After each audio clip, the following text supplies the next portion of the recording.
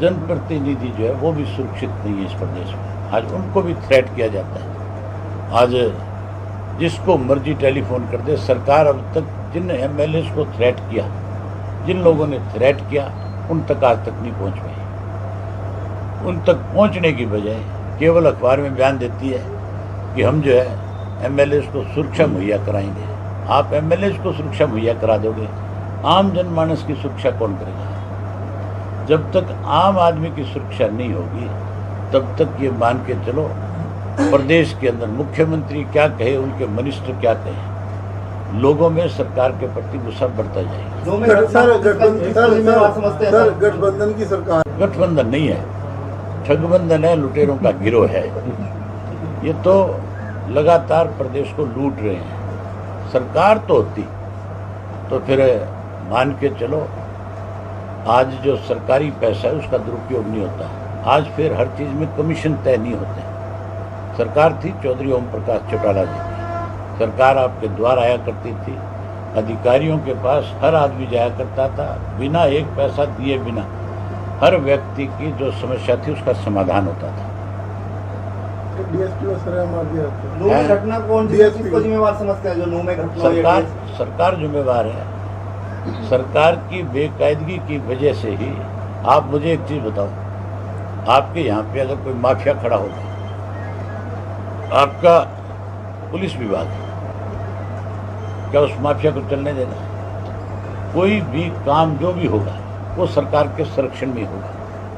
वहाँ पे भी जो खनन माफिया का काम चल रहा था वो सरकार की देखरेख में चल रहा था। उसी का नतीजा है जिस एक डीएसपी ने उसका विरोध किया उसके ऊपर बम्पर चढ़ा दिया। एमएसपी का सरकार की कमेटी को पहले दिन ही खारिज कर दिया था। उसमें कोई भी व्यक्ति किसी से जुड़ा हुआ नहीं है। वो कमेटी बना करके केवल केंद्र की सरकार जो है नए सिरे से कोई और दूसरा रूप दे करके उन तीनों कृषि के काले कानूनों को फिर से लागू करना चाहती है। इसलिए जो है केवल किसानों ने नहीं, अब पंजाब जो स्टेट है वो सबसे बड़ी कृषि प्रधान स्टेट है एक तरह से। वहाँ पे गेहूँ सबसे ज़्यादा होता है, धान सबसे ज़्यादा होता है। अगर उस स्टेट का कोई नुमाइंदा उसमें शामिल नहीं होगा तो फिर उस कमेटी का औचित्य क्या रहेगा? अभय जी बोला कि अगर बात की जाए आरोप लगाया जाए सुनता नहीं, तो सुनता तो फिर विधायक की आरोप क्यों लगाता? ये तो आप विधायक से पूछो कि भी आपने जो आरोप लगाए हैं, जो बात आपने कही है, जो कह रहा था कि मैं उनके किसी कार्यक्रम में नहीं जाऊँगा, आज वो कार्यक्रम में शामिल था। आप उससे पूछो दूसरी कि आप अपनी जबान पे कहीं खड़े रह सकते हो? नहीं। जो आदमी अपनी जबान पे खड़ा नहीं रहेगा तो फिर आप मुझे ये बताओ उस पर भरोसा कौन करेगा? मैं आपके सामने कुछ कह करके जाऊँ, थोड़ी देर बाद मैं अपनी भाषा बदल लूँगा तो मेरे पे लोग भरोसा कैसे करेंगे? चौधरी साहब नरवाना के विधायक मान के चलो अजय सिंह ने चौधरी ओम प्रकाश चौटाला के साथ गद्दारी करी। उन्होंने चौधरी ओम प्रकाश चौटाला की पीठ में छुरा घोंपा, भाजपा के हाथों में खेल के अलग पार्टी बनाई। इस पार्टी का हर्ष बहुत बुरा होगा।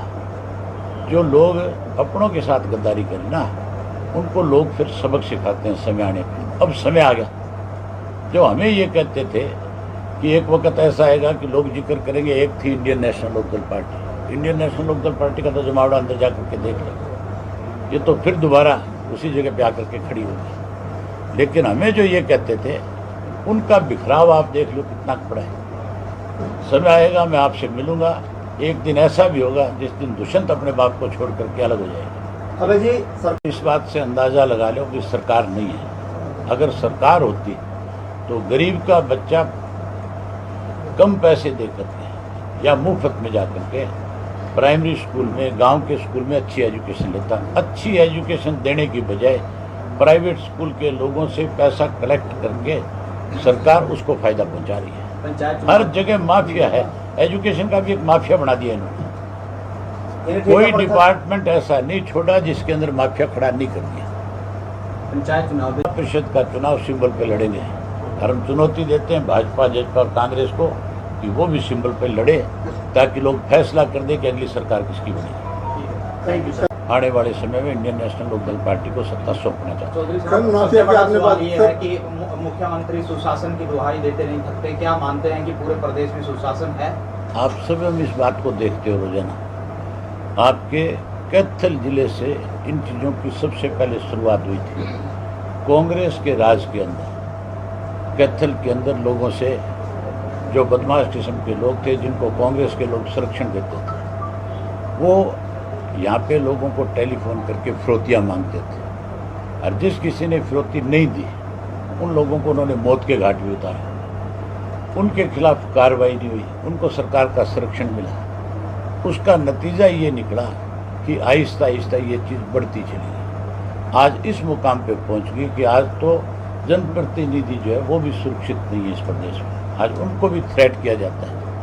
आज जिसको मर्जी टेलीफोन कर दे। सरकार अब तक जिन एमएलए को थ्रेट किया, जिन लोगों ने थ्रेट किया, उन तक आज तक नहीं पहुंच पाई।